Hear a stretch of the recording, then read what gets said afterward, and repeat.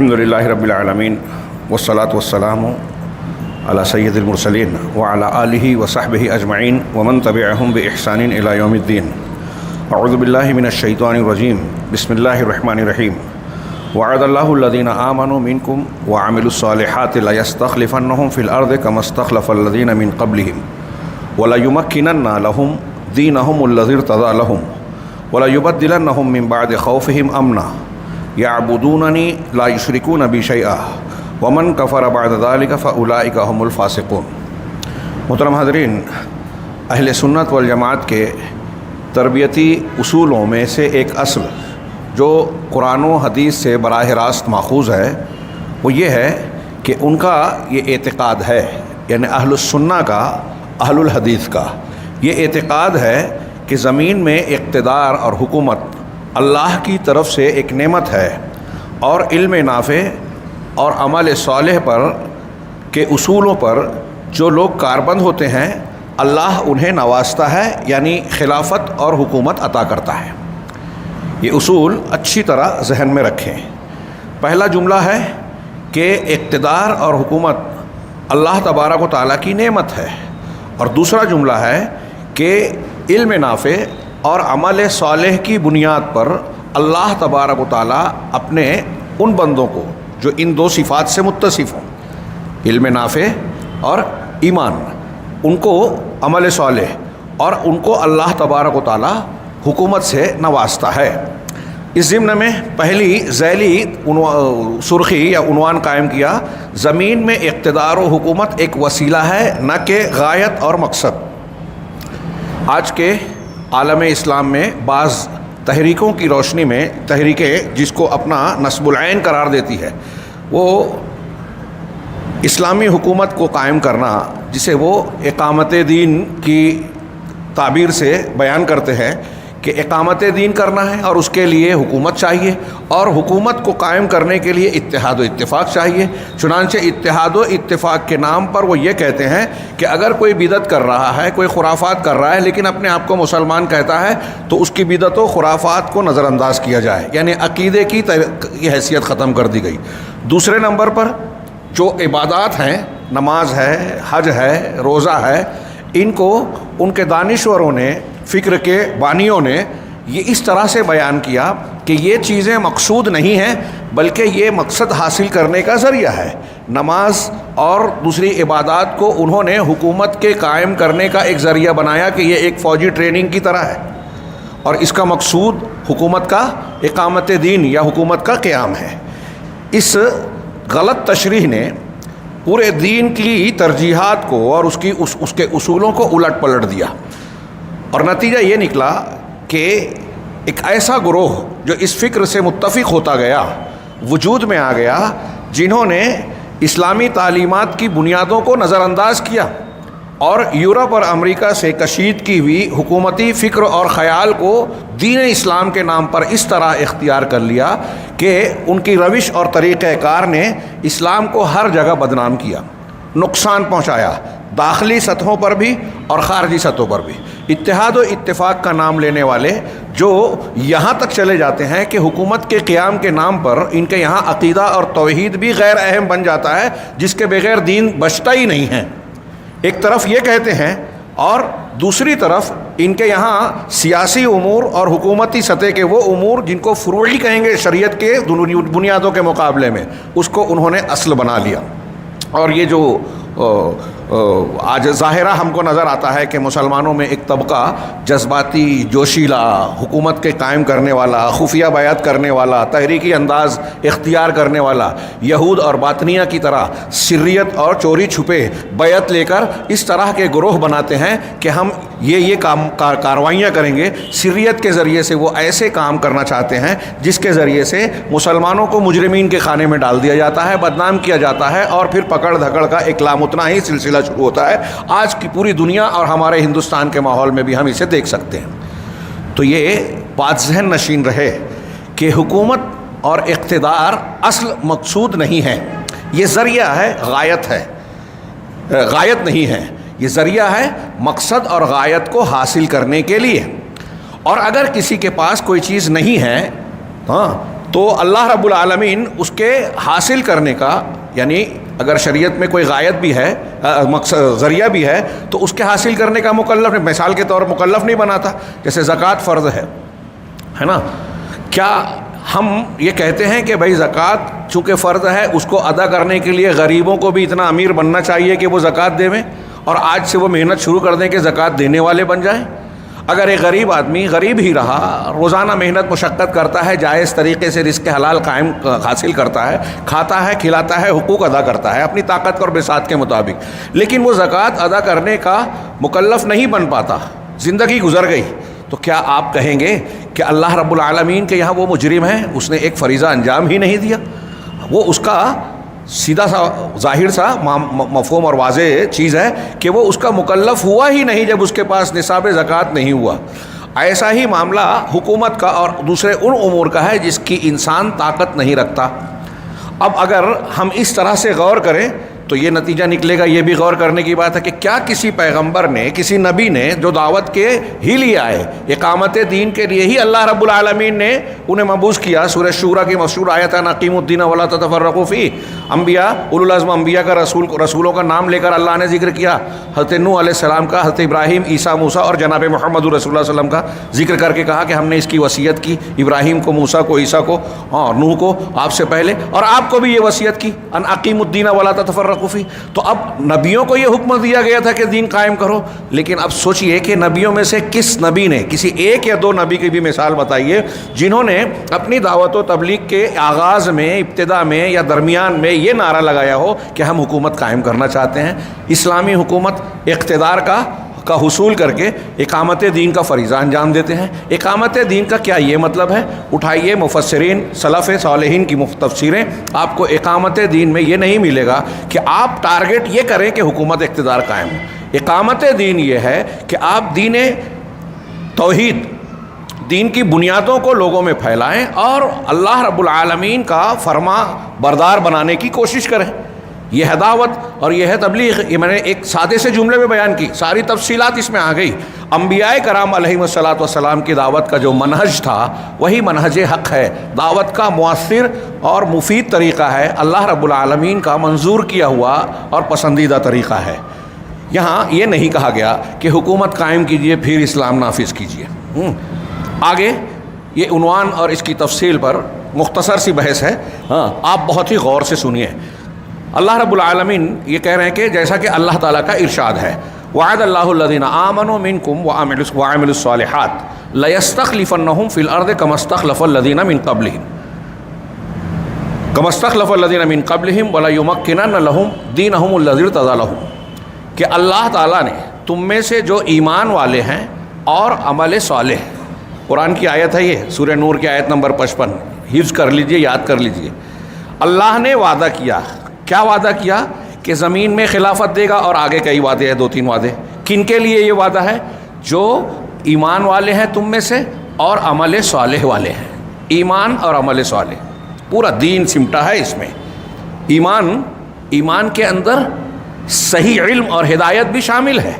جب آپ کو دین کا صحیح علم نہیں ہوگا، صحیح عقیدہ معلوم نہیں ہوگا، تو آپ اس کو اختیار ہی نہیں کر سکتے. یعنی آپ کا ایمان درست ہو، صحیح ہو، اس کے لیے صحیح علم ہونا ضروری ہے، اور اس کے لیے قرآن و حدیث کو پڑھنا ضروری ہے، جاننا ضروری ہے. تو تم میں سے جو لوگ ایمان والے ہیں، اللہ نے کہا، اور عمل صالح کیا جنہوں نے، تو ان سے وعدہ ہے. کیا وعدہ ہے؟ لَيَسْتَخْلِفَنَّهُمْ فِي الْأَرْضِ، کہ زمین میں ان کو قوت و اقتدار دے گا، خلافت سے نوازے گا، جانشین بنائے گا. لفظی ترجمہ کر لیں خلافت کا کہ جانشین بنائے گا. كَمَا اسْتَخْلَفَ الَّذِينَ مِن قَبْلِهِمْ، جیسا کہ ان سے پہلے کے لوگوں کو خلافت دی. یہ آیت مسلمانوں پر جس وقت نازل ہو رہی ہے اس وقت کیا حالات تھے؟ اللہ کے نبی صلی اللہ علیہ وسلم کا مدینہ میں جو قیام تھا، اس وقت تو حکومت کس درجے کی تھی، کیا قوت و طاقت تھی، اور مسلمانوں کے مقابلے میں دنیا کے مختلف خطوں اور حصوں میں ان کے قرب و جوار میں بھی بہت بڑی بڑی حکومتیں قیصر و کسریٰ کی موجود تھیں. اللہ رب العالمین اس وقت یہ کہہ رہا ہے ایمان اور عمل صالح کو اختیار کرو گے تو اللہ تم کو زمین میں خلافت دے گا. وَلَيُمَكِّنَنَّ لَهُمْ دِينَهُمُ الَّذِي ارْتَضَىٰ لَهُمْ، اور تمہارے اور ان کے اس دین کو قوت اور تمکنت، غلبہ اور تسلط عطا کرے گا جن کو ان کے لیے پسند کیا، یعنی اسلام کو۔ وَلَيُبَدِّلَنَّهُم مِّن بَعْدِ خَوْفِهِمْ أَمْنًا، اور ان کے خوف کے بعد خوف کو بدل کر امن کی حالت کا قائم کر دے گا، یعنی خوف کو امن سے بدل دے گا، سہمے اور ڈرے ہوئے نہیں رہیں گے۔ یہ ایک خصوصی ماحول میں بھی آپ دیکھ سکتے ہیں کہ ابتدائی اسلام میں جب کوئی شخص کلمہ پڑھتا تھا تو اس کے لیے پورا ماحول دشمن بن جاتا تھا، سماج اور معاشرے میں چلنا پھرنا رہنا اس کے لیے دوبر ہوتا تھا۔ مکہ کے ابتدائی دور میں تو کسی نے کلمہ پڑھا تو اس کی جان پر کلالے پڑ جاتے تھے، کیسے کیسے مظالم، ظلم و ستم کے پہاڑ توڑے گئے، کیا کچھ نہیں کیا گیا، ایک پوری داستان ہے اور انتہائی سنگین قسم کا باب ہے وہ، جو عہد اول کے سابقون الاولون نے قربانیوں کی شکل میں پیش کیا۔ پھر اس کے بعد بھی آپ دیکھیے کہ ایمان اور عمل صالح کو اختیار کرنا قربانیاں دینے کے مترادف تھا۔ آج بھی ہوتا ہے کہ اگر کسی سماج اور معاشرے میں جھوٹ کا، ظلم کا، غلط آدمی یا اقتدار کا غلبہ ہو تو وہاں کلمہ حق بولنے سے بھی لوگ کتراتے ہیں، صحیح اور غلط میں جان بوجھ کے جانتے ہوئے کہ یہ صحیح ہے یہ غلط ہے، سچ کا ساتھ دینے سے لوگ ڈرتے ہیں۔ آج کے ماحول میں ہم دیکھ رہے ہیں لوگ کہتے ہیں کہ میڈیا اور پھر بہت سارے لیڈران اس پارٹی سے اس پارٹی میں جا رہے ہیں، کس لیے؟ خوف کی وجہ سے، ڈر کی وجہ سے۔ ان کے یہاں اصول نہیں ہے۔ ہاں، کل تک جسے برا کہتے تھے وہ اچھا بن گیا، آپ اس سے وابستہ ہو گئے، اور جو لوگ جن سے وابستہ ہوئے وہ ان پر الزام لگاتے تھے، ان سے جڑ گئے تو وہ بھی خاموش ہو گئے۔ یعنی آپ کے یہاں کوئی اصول رہا ہی نہیں۔ ایک ایمان والا انسان، انصاف والا آدمی، باضمیر انسان ایسا ہو ہی نہیں سکتا کہ وہ اپنے اصولوں پر، اپنے عقائد پر سودے بازی کرے۔ تو بہرحال اللہ رب العالمین نے کہا کہ خوف کے بعد امن، خوف کو امن کی حالت سے بدل دے گا۔ تو ایک تو یہ کہ جو عہد اول میں تھا کہ کوئی شخص نماز پڑھ رہا ہے یا ایمان یا کلمہ پڑھ رہا ہے تو اس کے لیے مسائل پیدا ہوتے تھے۔ اللہ کہہ رہا ہے کہ یہ حالات ایسے ہو جائیں گے کہ اسلام کو غلبہ ہوگا اور ایک آدمی آسانی سے مسلمان ہوگا، اور مسلمان ہونے کے بعد اسے امن و امان اور اچھائیاں یا سہولتیں فراہم ہوگی۔ غور کیجئے کہ اللہ رب العالمین نے یہ وعدہ کیا ہے کہ ایمان اور عمل صالح ہوگا تو حکومت ملے گی، تمہارے دین کو غلبہ ملے گا، خوف کی حالت امن سے بدل جائے گی، اور جو لوگ ایسے ہوں گے ان کا ترہ امتیاز کیا ہوگا؟ یعبدوننی لا یشرکون بی شیئا، وہ میری ہی عبادت کریں گے اور میرے ساتھ کچھ بھی شرک نہیں کریں گے۔ یہ ان کی پہچان ہے۔ گویا یہ ایک معیار بنا لیجئے۔ پہلا یہ کہ حکومت ملے گی ایمان اور عمل صالح کی بنیاد پر۔ اگر ایمان اور عمل صالح، اس لیے اگر حکومت چاہیے تو کیا کرنا چاہیے؟ اس قرآن کی آیت کی روشنی میں ایمان اور عمل صالح کو فروغ دینے، اختیار کرنے، لوگوں میں پھیلانے کے لیے محنت کرنی چاہیے۔ یہی نبی انبیاء کرام علیہم الصلاۃ کرتے تھے، یہی جناب محمد رسول اللہ صلی اللہ علیہ وسلم کا طریقہ تھا، اور یہی قرآن کہہ رہا ہے کہ لوگوں کو ایمان والا بناؤ، لوگوں پر محنت کی جائے۔ ایمان اور عمل صالح کو جیسے جیسے آپ بڑھاتے جائیں گے ویسے ویسے امن، اللہ کی رحمت، اللہ تبارک و تعالیٰ کی طرف سے خوشحالی، امن و امان کی رحمت کا نزول ہوگا، طاقت اور قوت بڑھے گی آپ کی۔ لیکن میں اکثر آج کل یہ کہتا ہوں کہ مسلمان اس کو سمجھتے ہی نہیں ہیں، اس روحانی طاقت کو اور اس کی تاثیر کو جانتے ہی نہیں ہیں، جو قرآن بار بار کہتا ہے کہ آپ کی مادی قوت کے مقابلے میں آپ کی یہ روحانی قوت زیادہ اہمیت کی حامل ہے۔ اگر آپ مادی طور سے بہت تعداد میں بڑھ گئے، بڑے ہتھیار اور اسباب پیدا ہو گئے، دولت آ گئی، تعلیمی ڈگریاں آ گئی، آپ کے پاس مختلف قسم کی قدرتی دولت کے ذخیرے آ گئے، زمین جائیداد پراپرٹی آ گئی، بہت کچھ مل گیا، لیکن اگر ایمان و عمل صالح کی دولت نہیں ہے تو گارنٹی نہیں ہے کہ آپ کو اللہ کی رحمت ملے گی۔ آج کے ماحول میں، ہر ماحول میں دیکھیے، عہد اول میں نے کہا، اشارہ کیا تھا کہ جس وقت یہ قرآن کی آیت نازل ہوئی کو مسلمانوں جو مدینہ میں بود و باش اختیار کر رہے تھے، ان کے شاید تصور میں نہ رہا ہو کہ انتہائی کم مدت میں اللہ رب العالمین نے ان وعدوں کو کیسے پورا کیا۔ فتح مکہ کے بعد نبی کریم صلی اللہ علیہ وسلم کے آخر وقت میں ہی فتوحات کا سلسلہ شروع ہوا، اور پھر اس کے بعد خلافت راشدہ کے 30 سالوں میں آپ دیکھیے کہ حیرت انگیز طور پر دنیا کے مورخین کو، فاتحین کو اور اس قسم کی جانکاری رکھنے والے تاریخ میں جو ہیں، ان کو حیرت ہوتی ہے کہ مسلمان اتنی کم مدت میں کس طریقے سے 1/3 حصے سے زیادہ، دنیا کے 1/3 سے زیادہ حصے پر غالب آ گئے، فتح فاتح بن گئے۔ اور یہ فتح صرف زمین کی حکومت کی نہیں تھی بلکہ دلوں کی تھی. زیادہ اہم یہ تھی کہ لوگ جہاں جہاں مسلمان پہنچے جوک در جوک، فوج در فوج، گروہ در گروہ اسلام میں داخل ہوئے، اور نئے نئے علاقے سے مسلمانوں میں بڑے بڑے علماء، قرآن حدیث کے فقہا اور جانکار لوگ، مختلف فنون کے علوم کے ماہرین پیدا ہوئے. یہ تاریخ کا ایک عجوبہ ہے، اور یہ عجوبہ کس طرح سے وجود میں آیا؟ اللہ رب العالمین کی رحمت سے. یہ ایمان اور عمل صالح کی برکت. اس پوری امت میں سب سے زیادہ ایمان اور عمل صالح میں اعلیٰ معیار کے صحابہ کرام تھے. یہ بات دماغ میں رکھیے. وہ سب سے زیادہ اعلیٰ معیار کے ایمان اور عمل صالح تھے، تو ان کو سب سے تیزی سے غلبہ ملا. اس آیت کی روشنی میں دیکھیے کتنے اسباب تھے، کیا کچھ تھا قیصر و کسریٰ کے سامنے. اتنی تیزی سے ان کو غلبہ ملا، تسلط ملا، حاکمیت ملی، مسلمانوں کو خوف سے چھٹکارا ملا، امن و امان ملا. اور جب یہ صورتحال دیکھی تو باطل پرستوں نے اندر سے کھوکھلا کرنے کے لیے سبائی ٹولہ اور کبھی دوسروں کبھی تیسروں کو بھیج کر ہمارے اندر ایسے لوگوں کو پیدا کیا کہ مسلمانوں کے اندر سے کھوکھلا کیا جائے. اور یہ جو ہم پڑھتے ہیں تاریخ میں، واقعہ کربلا ہو گیا، فلاں واقعہ ہو گیا، جنگ جمل، جنگ صفین ہو گئی، تو اس ٹولے نے یہ کرایا. لیکن اس تاریخ کو پڑھ کر ایک عام تاثر یہ دیا جاتا ہے عوام کو، عام لوگوں کو، کہ مسلمانوں کی تاریخ بس ایسے ہی معاملات سے بھری پڑی ہے. یہ مخصوص علاقوں میں یہ جنگیں یا کچھ معاملات ہوئے، باقی پورے عالم اسلام میں امن تھا. ایک علاقے میں اگر یعنی 10% بھی ایسا نہیں تھا جہاں بد امنی یا جنگ و جدال کی کیفیت ہو. بہت کم حصے میں تھا معاملہ، اور باقی ہر جگہ خوشحالی تھی، امن و امان کا غلبہ تھا نسبتاً. اس کے مقابلے میں آج جمہوریت کی اور اس کے قصیدے پڑھے جاتے ہیں دوسرے حکومتوں کے اور نظاموں کے، دنیا کے بنائے ہوئے، لیکن کسی ملک میں لوگوں کی جان، مال، عزت و آبرو محفوظ نہیں ہے. حکمراں طبقات، منسٹرز، وزیر جھوٹ بولنے میں ماہر مانے جا رہے ہیں، ان پر الزام لگایا جاتا ہے. ہمارے یہاں دیکھ لیجئے دوسرے کہ یہ جھوٹ بولتے ہیں، دھوکہ دیتے ہیں، یہ ظالمانہ قسم کی چالیں چلتے ہیں، لوگوں کے حقوق پر ڈاکے ڈالتے ہیں، جھوٹے وعدے کرتے ہیں،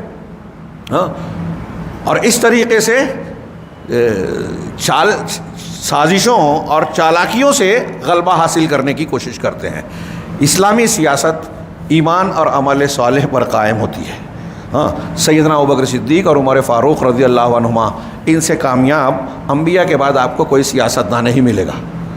انہوں نے کبھی جھوٹ نہیں بولا، کسی غریب کا حق نہیں مارا، کسی شخص کو، کسی مظلوم کو بے یار و مددگار نہیں چھوڑا کہ عدالت میں گہار لگا رہا ہے مظلومیت کی اور سننے کو کوئی تیار ہی نہیں ہے.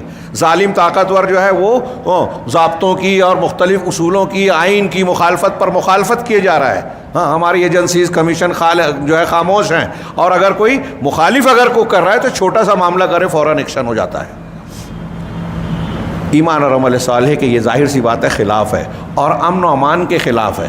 بہرحال مدعے کی بات، عقیدے کی بات، اور میں اس قاعدے کو یہاں شامل کرنے کی ایک وجہ تربیت اور اصلاح کے باب میں کہ ہمارے نوجوانوں کو یہ سبق اچھی طریقے سے دماغ میں بٹھانا چاہیے کہ جو لوگ نئے آتے ہیں اور یہ بتاتے ہیں کہ مسلمان مظلوم ہیں، کمزور ہیں، ان کو حق دلانا ہے، تو اس کے لیے کیا کرنا چاہیے؟ جذباتی باتیں کرنا، الٹی سیدھی پلاننگ کرنا، اور کسی کو مارنے اور کسی کو جو ہے تباہ کرنے کے پلاننگ کرنا، یہ چیزیں اسلامی تعلیم کا حصہ قطعی نہیں ہیں، ہرگز نہیں ہیں، اور اس طریقوں سے کبھی بھی مسلمان پنپ نہیں سکتے. یہ جو عالمی سطح پہ جو تحریکیں چل رہی ہیں اور یہ کہتے ہیں کہ اقامت دین کے نام پر ہم یہ کریں، ان کے یہاں جذباتیت اور نوجوانوں کو جھونک دیا مختلف قسم کی مصیبتوں کے دلدل میں، اور اس کے بعد اگر کہیں ان کو عارضی یا کسی طریقے سے حکومت ملی بھی تو یہ وہ کام نہیں کرتے جس کا مقصد ظاہر کرتے ہیں. حکومتیں ملنے کے بعد کہا کہ آزادی اور حقوق انسانی ہمارے نزدیک اسلام سے زیادہ اہم ہے. یوسف القرضاوی نے الجزیرہ کے انٹرویو میں کہا تھا، اور ان کے بعض اور لیڈران نے کہا کہ حقوق شیعوں کو کہتے ہیں کہ آپ ہمارے سامنے حضرت ابو ہریرہ یا دوسرے صحابہ کو برا بھلا نہ کہیں، ہمارے سامنے مت کہیے برا بھلا، پیچھے کہیے چل جائے گا. تو اب اسلامی قرآن و حدیث کی تعلیمات کے خلاف آپ ساتھ دے رہے ہو، اجازت دے رہے ہو، عقیدے کو آپ نے لپیٹ کر رہے، تو کون سا اسلام آپ قائم کرنے کی بات کرتے ہو؟ کہاں ہے اقامت دین؟ یہ انتہائی بکواس بات ہے۔ جیسے سیاسی پارٹیاں لوگوں کو رجھانے کے لیے دنیا کے کچھ جھوٹے وعدے کرتے ہیں، جملے بازیاں کرتی ہیں، اور اقتدار حاصل کرنے کے بعد اسے بھول جاتی ہیں، گھماتے پھراتے رہتی ہیں۔ ایسا ہی معاملہ ان کا ہو گیا کہ یہ دین کا استعمال کر رہے ہیں، یہ ان سے زیادہ برے ہوئے ہیں کہ جو دین کا نام استعمال کر کے کرسی کی بحث کر رہے ہیں، اقتدار اور سیاست چاہتے ہیں، اور جب اقتدار ملتا ہے تو دین کو کنارے کر دیتے ہیں۔ یہ اللہ تعالیٰ نے کہا کہ جب اقتدار ملتا ہے تو میرے ساتھ شرک کچھ بھی نہیں کرتے، میری ہی عبادت کرتے ہیں۔ ان کو اس کی فکر ہی نہیں ہے، اگر شرک ہو رہا ہے ان کی پیشانی پہ بل نہیں آتا، ان کی حکومت یا سیاسی معاملہ کچھ ہو جائے تو اس پر، اور ان کا مزاج یہ بنا ہوا ہے کہ توحید اور شرک کے مسائل ان کے نزدیک اہمیت کے حامل نہیں ہیں۔ ہاں، سیاسی معاملات میں اگر کوئی غلطی ہو جائے تو ان کے مخالفین جو ہے ان کے نشانے پر ہوتے ہیں، ہر قسم کی ہتھیار ان پر داغے جاتے ہیں، اور جن کا یہ ساتھ دیتے ہیں وہ ایران ہو، ترکی ہو یا کوئی بھی حکومت ہو، ان کو لگتا ہے کہ یہ ہمارے ہم خیال ہیں، ہم مشرب ہیں، تو وہ شرک کر رہے ہیں، کفر کر رہے ہیں، صحابہ کو گالی دے رہے ہیں، ہاں، یا پھر تصوف کو ہوا دے رہے ہیں، وحدت الوجود کے عقیدے کو اختیار کر رہے ہیں، کوئی پرواہ نہیں۔ یہ پورا دین کی بساط ہی پلٹ گئی۔ یہ بات دماغ میں رکھیے، شاید میں نے جو باتیں کہی ہے اگر آپ اس کو سمجھیں، پچھلے دروس اور خطابات میں یہ باتیں چونکہ آتی رہتی ہیں، اس لیے میں نے کچھ نتیجے کی باتیں بیان کی تاکہ آپ کے ذہن میں تازہ ہو، اور اس اصول کو اپنے ذہن میں اچھی طرح بٹھائیں کہ ہمارے نوجوانوں کو یہ جاننا چاہیے۔ دوسری آیت، اللہ تعالیٰ نے اس آیت کے اندر آخری آیت کا آخری ٹکڑا ہے وَمَنْ كَفَرَ بَعْدَ ذَلِكَ فَأُولَٰئِكَ هُمُ الْفَاسِقُونَ، اور جو اس کے بعد کفر کرے گا، ایمان اور عمل صالح کی راہ اختیار نہیں کرے گا، تو یہی لوگ فاسق ہیں۔ یعنی فسق فجور، اللہ کی اطاعت سے اور دین سے آپ جتنا نکلتے جائیں گے، دور ہوتے جائیں گے، یہ وعدے اتنے آپ سے دور ہوتے جائیں گے۔ مسلمانوں کے آج حالات پر غور کیجئے، صرف اس ایک آیت کی روشنی میں، کہ ہم مارے جا رہے ہیں، کاٹے جا رہے ہیں، ہماری سنی نہیں جا رہی ہے، ہاں، ظلم و زیادتی کے ہر طرف شکار ہیں، مظلوم بھی ہیں اور ظالم بتائے جاتے ہیں۔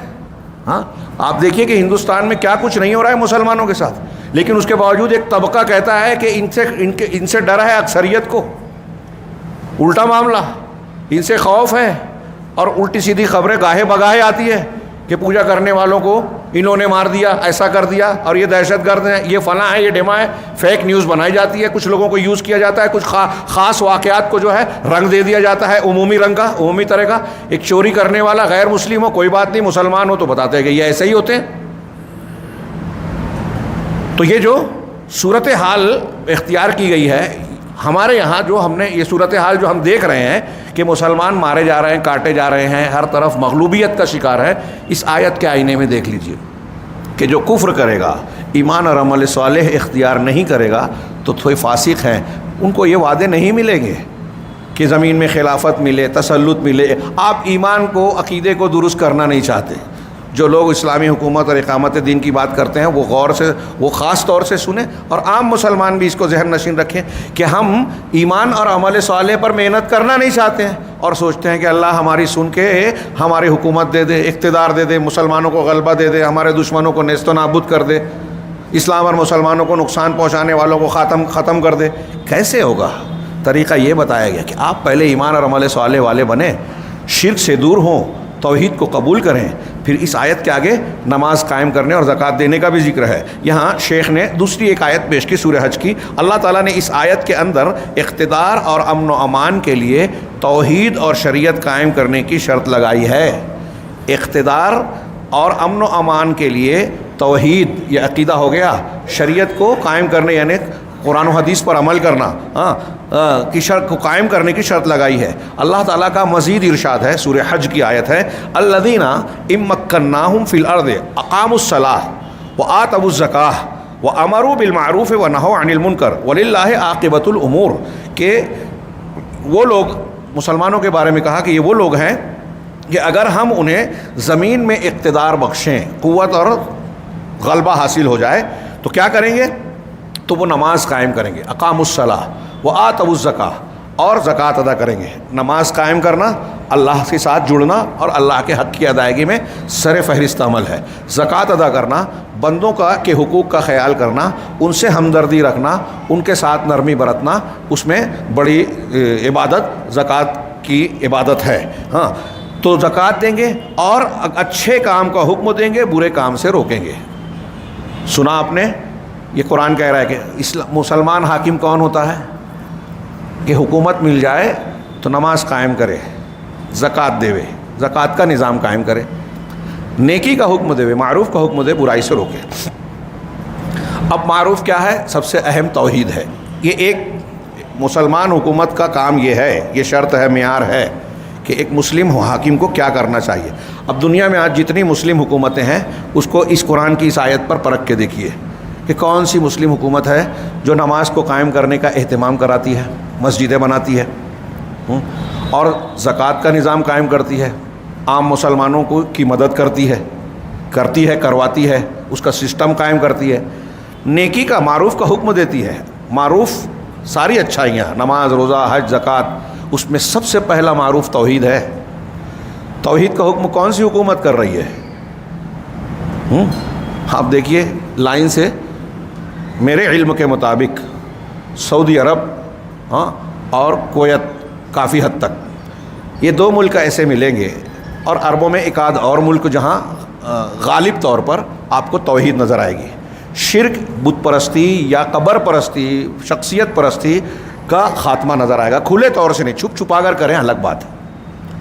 ہاں اب یہ الگ بات ہے کہ آپ کہیں کہیں مندر بن رہے ہیں مسلم ملکوں میں، سعودی عرب میں نہیں بنا، اس لیے شور بھی زیادہ نہیں ہوا.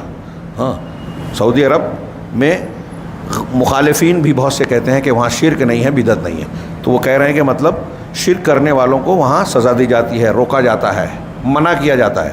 حجاج کچھ دنوں کے لیے جاتے ہیں تو بہت سارے حجاج ایسے ہیں جو کچھ خرافاتی کام کرتے ہیں غیر ثابت شدہ، تو یہ آرام سے انہیں سمجھاتے ہیں. ان کو سزا نہیں دے سکتی اس لیے کہ حاجی اور مہمان کی حیثیت سے ہیں.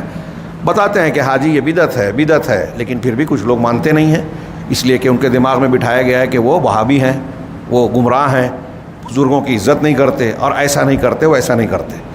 لیکن اس راستے سے آپ دیکھیں کہ ان کے یہاں شرک نہیں ہے، تو نیکی کا حکم دیتے ہیں اور برائی سے روکتے ہیں. برائیوں میں سر فہرست بدعت ہے، شرک ہے، شرک کے بعد بدعت ہے.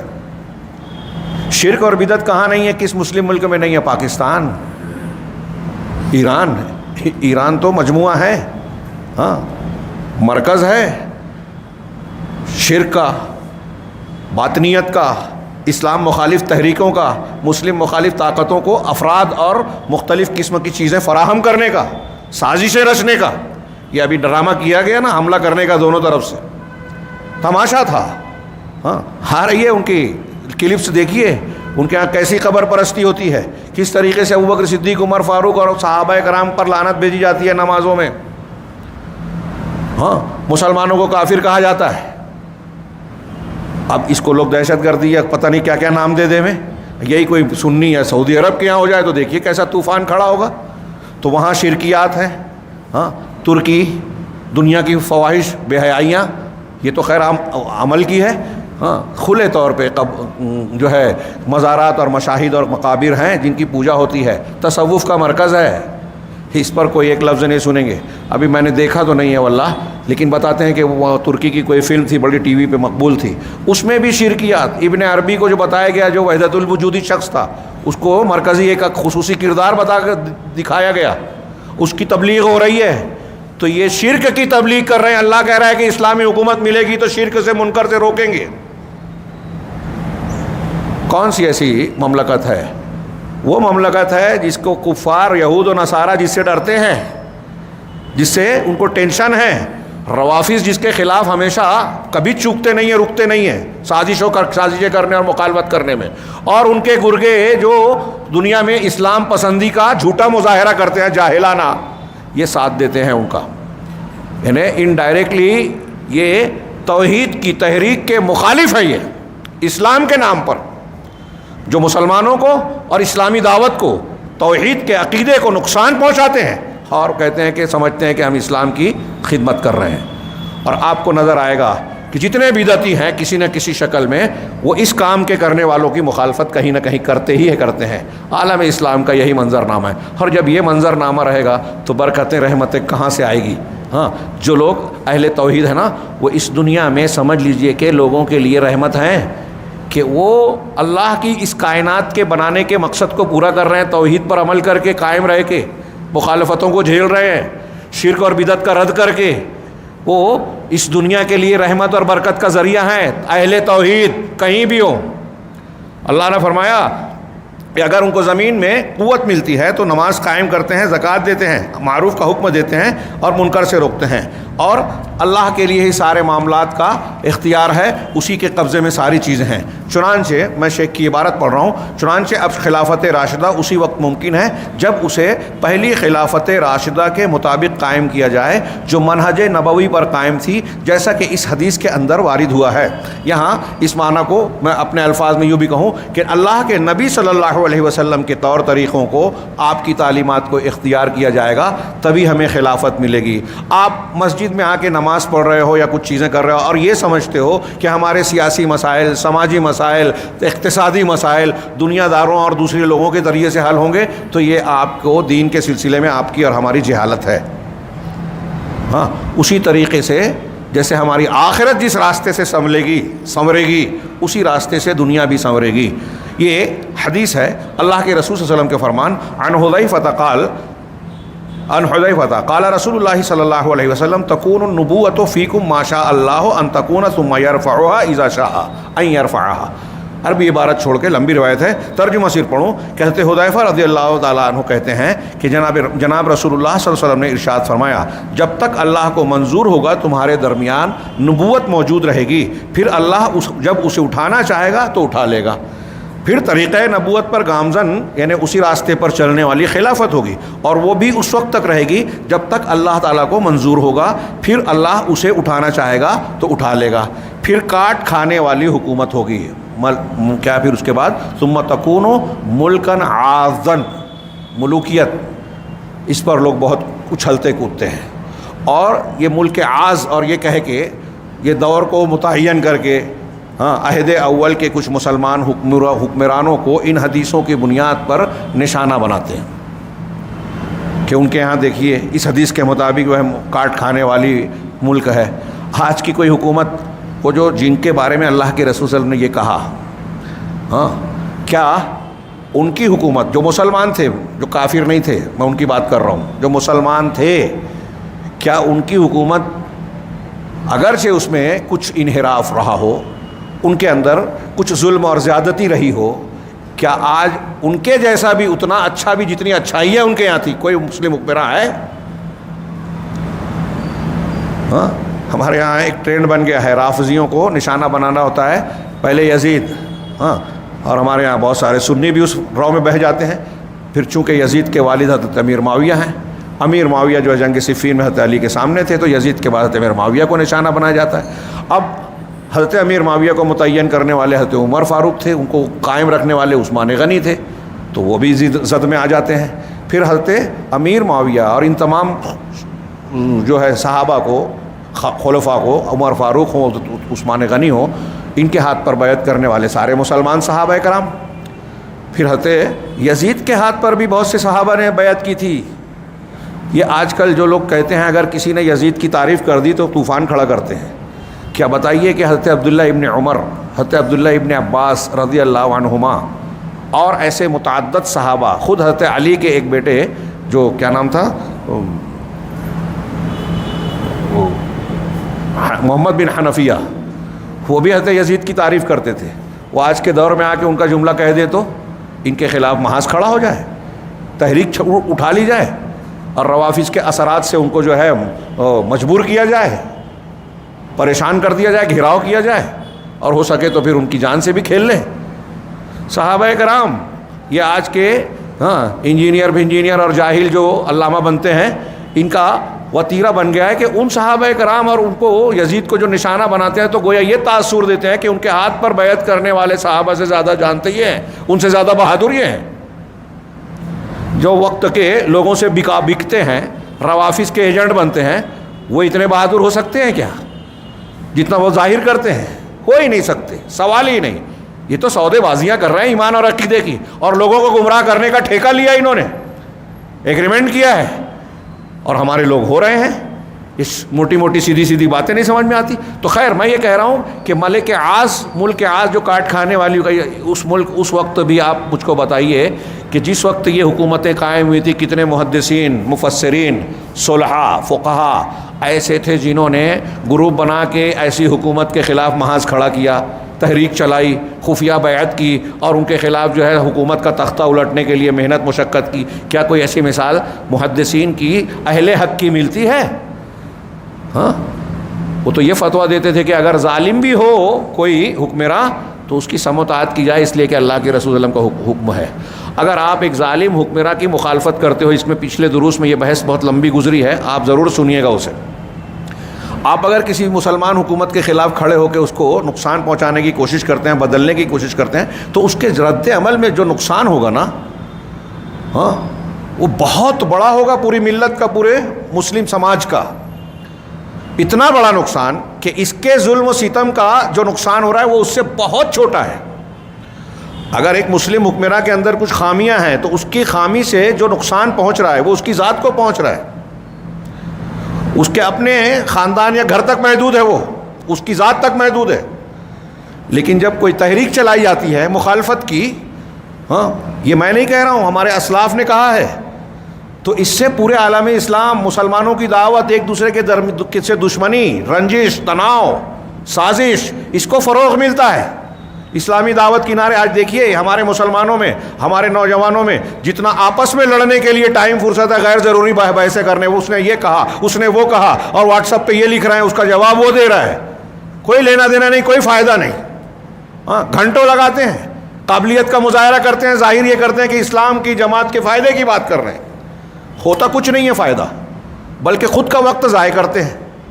تو کام وہ کیا جائے جو مفید ہو. میں یہ کہنا چاہ رہا ہوں کہ اللہ کے رسول نے یہ فرمایا تھا جب یہ حکومتیں آئیں، وہ کوئی بھی ہو نام، تو صحابہ نے یا تابعین نے، تابعین نے، محدثین نے، جو اہل حق تھے اور جن سے زیادہ بہادر آج کوئی پیدا نہیں ہوا ہے، نہیں موجود، ان لوگوں نے ان حکومتوں کی کتنی مخالفت کی، ان کے خلاف سیاسی تحریک چلائی. کیا غور کیجئے، پڑھیے اہل حق کا طریقہ کیا ہے، یہ مسلمانوں کا اصول کیا ہے. پھر اور وہ بھی اس وقت تک رہے گی جب تک اللہ کو منظور ہوگا یہ کاٹ کھانے والی سلطنت، بادشاہت. پھر اللہ اسے اٹھانا چاہے گا تو اٹھا لے گا. اس کے بعد ظلم کی حکومت ہوگی، اور وہ بھی ملک اس کے بعد جو ہوگی تو حدیث میں ہے ثم تکون ملکن جبریہ، جبر اور ظلم والی حکومت، اور وہ بھی اس وقت تک رہے گی جب تک اللہ کو منظور ہوگا. اب آج آپ سرٹیفکیٹ دیتے بیٹھیں، یہ لوگ اس بحث میں لوگ نوجوانوں کو الجھاتے ہیں، فلاں پر یہ فٹ ہوتی ہے، چلو ہو گئی. تو میں، آپ یا آج کے نوجوان اس کے مکلف ہیں کہ اس کو یہ ظلم اور ظالم و جابر کا سرٹیفکیٹ دے کے اس کو جہنم رسید کریں؟ یہ آپ کا میرا کام ہے؟ بلا وجہ کی بات. ہاں، سلف کا کہنا ہے، قرآن کہتا ہے تلک امۃ قد خلت، یہ امت تھی گزر چکی، لہا ما کسبت ولکم ما کسبتم، انہوں نے جو کمایا ان کو، ان کے لیے ہے، آپ جو کر رہے ہیں آپ کے لیے ہے. اب آپ سرٹیفکیٹ بیان کرتے ہوئے، ارے آپ تو اس کی تعریف کر رہے ہو، تو آپ تو ایسے، اور وہ تو اس نے تو یہ کیا تھا، وہ ظالم تھا. ٹھیک ہے، ظالم تھا، مان لیا فلاں ظالم تھا، تو اس سے آپ کیا کہنا چاہتے ہیں کہ اس کا ڈینڈورا پیٹا جائے؟ ایک آدمی ظالم تھا، ہاں، ایک بادشاہ گزر گیا، معاملہ ختم ہو گیا. اب اس کے ظالم کہنے یا نہ کہنے کے تعلق سے شریعت نے، اللہ نے ہم کو مکلف بنایا ہے کہ ہم یہ بیان کرتے پھریں، کتابوں میں لکھیں، تقریروں میں بیان کریں، ہمارے نوجوانوں کو، اگلی نسل کو اس کا سبق دیں کہ دیکھو وہ ظالم تھا. توحید معلوم نہیں ہے، صحابہ کے تعلق سے جو حقوق ہیں وہ پتہ نہیں ہے، اللہ کے نبی صلی اللہ علیہ وسلم کی سنتوں اور دین کی بنیادوں اور اصولوں کی تعلیم نہیں ہے، اور یہ غیر ضروری چیزیں جس کے ہم مکلف نہیں ہیں اس میں الجھاتے ہیں. ابھی آئیے، آ رہا ہے محرم، اس وقت دیکھیے گا کہ ہمارے نوجوانوں کو وہ کلپس چلے گی، ہاں، کچھ لوگ نکال کے دہرائیں گے، قابلیت کا مظاہرہ کریں گے، اس پر بحث ہوگی، وہی ہر سال وہی سوالات، وہی جوابات، وہی گھما پھرا کے، واقعہ کربلا، یزید، حسین، ہاں، رضی اللہ عنہم، ہاں، اور ان لوگوں کا تذکرہ ہوگا. تو کہا، میں یہ کہنا چاہتا ہوں اس میں کہ یہ چیزیں اللہ کے رسول نے کہی اور ایسا ہوا، لیکن اس میں موقف ایک مسلمان کا کیا ہونا چاہیے، میں اس کی طرف اشارہ کر رہا تھا. ہاں، پھر اس کو بھی اٹھا لے گا جب اللہ چاہے گا ظلم، اور وہ بھی اس وقت تک رہے گی جب تک اللہ کو منظور ہوگا. پھر اللہ اسے اٹھانا چاہے گا تو اٹھا لے گا. پھر طریقۂ نبوت پر گامزن خلافت آ جائے گی. پھر نبی کریم صلی اللہ علیہ وسلم خاموش ہو گئے. یہ مرشد احمد کی روایت ہے. شیخ صالح الفوزان کہتے ہیں کہ اس قاعدے کا مطلب یہ ہے کہ زمین میں اقتدار یہ جو قاعدہ ہم پڑھ رہے ہیں، زمین میں اقتدار علم نافع اور عمل صالح ہی کے ذریعے حاصل کیا جا سکتا ہے، اور یہ اللہ تعالیٰ کے اس قول سے ماخوذ ہے، وَلَيَنْصُرَنَّ اللَّهُ مَن يَنْصُرُهُ إِنَّ اللَّهَ لَقَوِيٌّ عَزِيزٌ الَّذِينَ إِن مَّكَّنَّاهُمْ فِي الْأَرْضِ أَقَامُوا الصَّلَاةَ وَآتَوُا الزَّكَاةَ وَأَمَرُوا بِالْمَعْرُوفِ وَنَهَوْا عَنِ الْمُنكَرِ وَلِلَّهِ عَاقِبَةُ الْأُمُورِ۔ یہ آیت پیچھے گزری لیکن پہلا جملہ پہلے نہیں تھا، یہ سورہ حج کی آیت کہ پہلے جملے میں کیا ہے کہ یقیناً اللہ ضرور اس کی مدد کرے گا جو اس کی مدد کرے گا، اس کے دین کی مدد کرے گا، اس کے دین پر چلے گا، صحیح عقیدہ اور ایمان و عمل اختیار کرے گا، اللہ اس کی ضرور مدد کرے گا۔ ہاں بے شک اللہ یقیناً بہت قوت والا، سب پر غالب ہے، کیسے بھی حالات ہوں اللہ قوی ہے، کوئی بھی طاقت قوت ہو کوئی اس کے فیصلے کو بدل نہیں سکتی، اللہ کے فیصلے کو روک اور ٹال نہیں سکتی، وہ عزیز بھی ہے، اس کی طاقت سے کوئی چیز کوئی طاقت اتنی ہے کہ کوئی چیز اس کو عاجز نہیں کر سکتی، اور کوئی اس کے فیصلے کو روک نہیں سکتا، ٹال نہیں سکتا۔ ہاں اور وہ لوگ کہ اگر ہم انہیں زمین میں اقتدار بخشیں تو وہ نماز قائم کریں گے، زکوٰۃ دیں گے اور اچھے کام کا حکم دیں گے اور برے کام سے روکیں گے، اور تمام کاموں کا انجام اللہ ہی کے قبضے میں ہے۔ یہ آیت کا ترجمہ ہوا۔ مزید ارشاد باری ہے، یہ سورہ نور کی آیت پھر سے شیخ فوزان نے نقل کی، وعد اللہ الذین آمنوا منکم وعملوا الصالحات لیستخلفنہم فی الارض کما استخلف الذین من قبلہم۔ یہ پوری آیت اور اس کا ترجمہ ہے۔ اس کے بعد عنوان قائم کیا کہ زمین میں اقتدار و تمکنت کے اسباب، یعنی کس بنیاد پر زمین میں قوت و اقتدار انسان کو حاصل ہو سکتا ہے۔ مسلمانوں کو ایمان اور عمل صالح، اور ایمان علم کو شامل ہے، ایمان اور عمل صالح، اور ایمان کے لیے علم حاصل ہونا ہوگا، تقلید اور جہالت نہیں چلے گی۔ عقیدے میں مقلدین بھی کہتے ہیں کہ تقلید نہیں چلے گی۔ ایمان علم کو شامل ہے، کیونکہ علم کے بغیر صحیح ایمان کا ہونا ممکن نہیں ہے، جیسا کہ ارشاد باری تعالیٰ ہے۔ یہاں بھی انہوں نے سورہ نور کی وہی آیت نقل کی کہ جب اللہ نے ایمان والوں سے اور نیک عمل کرنے والوں سے یہ وعدہ کیا ہے کہ زمین میں خلافت دے گا، دین کو، اسلام کو جو پسند کیا ہے جن کے لیے، اس کو غلبہ دے گا اور خوف کی حالت کو امن سے بدل دے گا، آخر آیت تک۔ اس میں شیخ کہتے ہیں کہ امر بالمعروف نہی عن المنکر کا فریضہ انجام دینا، نماز قائم کرنا اور زکوٰۃ ادا کرنا، یہ سب زمین میں اقتدار اور تمکنت کے اسباب ہیں۔ امر بالمعروف نہی عن المنکر، آپ ایمان اور عمل صالح والے ہو جائیں۔ اب ایمان اور عمل صالح میں یہ چیزیں شامل ہیں جو آیت میں بیان کی گئی کہ آپ نیکی کا حکم دیں، برائیوں سے روکیں۔ آپ برائیوں سے سمجھوتا کر لیں، ہاں برائیاں دیکھ رہے ہیں، روک سکتے ہیں، نہیں روک رہے ہیں، بڑا آدمی ہے خاموش ہے، غلط کو غلط بھی نہیں کہہ رہے ہیں، غلط کو صحیح کہہ رہے ہیں، سازشوں میں حصے دار بن رہے ہیں، تو برائی سے روکنے والے آپ نہیں کہلائیں گے، کتنی بھی فضائل پہ عمل کر رہے ہیں آپ۔ یہ صفت ایمان والوں کی موجود نہیں ہے، اور جب یہ نہی عن المنکر کسی سماج میں نہیں ہوتا تو اللہ رب العالمین کے عذاب کو دعوت دینا ہوتی ہے۔ تو ایک مسلمانوں، میں نے کہا کہ جو صحیح اسلام پر عمل کرنے والے ہمارے سماج میں دو چار لوگ بھی اگر ہیں نا، سمجھ لیجئے کہ ان کی برکت سے ہمارا سماج چل رہا ہے۔ کب ہم پر بھی بموں کی بارش ہو جائے، طوفان آ جائے، سونامی آئے، زلزلہ آ جائے، نہیں کہہ سکتے۔ یہ رکتا ہے اس وقت تک اللہ کا عذاب، جب تک دین پر عمل ہو، برائیوں کو غلبہ نہ ہو، اور سماج میں برائیوں سے روکنے والے موجود ہوں۔ جن کو ہم گالیاں دیتے ہیں نا، شرک سے منع کرنے والوں کو، بدعت سے روکنے والوں کو، ہمارے یہاں بھی لوگ برا لگا ہے، کیا ضرورت ہے ان میں پڑھنے کی؟ ضرورت ہے۔ آپ کی کشتی میں چھید کرنے والے ہیں وہ لوگ جو شرک اور بدعت اور خرافات کر رہے ہیں، اور یہ لوگ ان چھید کرنے والوں سے روک رہے ہیں۔ نہیں روکیں گے تو چھید ہو جائے گا، سوراخ ہو جائے گا، اور کشتی ڈوبے گی تو آپ بھی ڈوبیں گے۔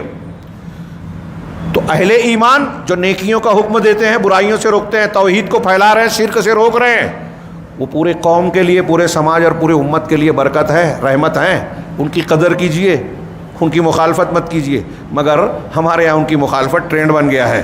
کہہ رہے ہیں کہ نماز قائم کرنا اور زکوٰۃ ادا کرنا، یہ سب زمین میں اقتدار اور تمکنت کے اسباب ہیں۔ اس لیے مسلمانوں پر واجب ہے کہ وہ ان امور کو پورا کریں تاکہ اللہ کا وعدہ بھی پورا ہو، اور اگر ان میں سے کسی امر کے اندر کمی کریں گے، اسی اعتبار سے تمکنت اور اقتدار میں بھی کمی آئے گی یا ختم ہو جائے گی۔ یعنی مسلمان جتنا ایمان اور عمل صالح میں پیچھے ہوں گے، امر بالمعروف نہی عن المنکر میں کمی کریں گے، نماز قائم کرنے اور زکوٰۃ کی ادائیگی میں کوتاہی برتیں گے، جتنا پیچھے ہوتے جائیں گے اتنا اقتدار، تسلط، غلبہ، مسلمانوں کی دھاک، مسلمانوں کی قوت کم ہوتی چلی جائے گی، اقتدار چھن جائے گا، دشمنوں کا غلبہ ہوگا، ہمارا کوئی پرسان حال نہیں رہے گا۔ اور پورے عالم اسلام میں آپ دیکھیے کہ مسلمانوں کی درگت کیا ہے۔ اگر اس کو سدھارنا ہے تو یہ اوصاف پیدا کرنا ہوں گے۔ یہ اصول ہے اہل سنت والجماعت کا، اور یہ اصول کوئی کسی کے دماغ کی اپج یا استنباط، اپنے افکار کا استنباط نہیں ہے، بلکہ قرآن و حدیث سے براہ راست ماخوذ اصول ہے۔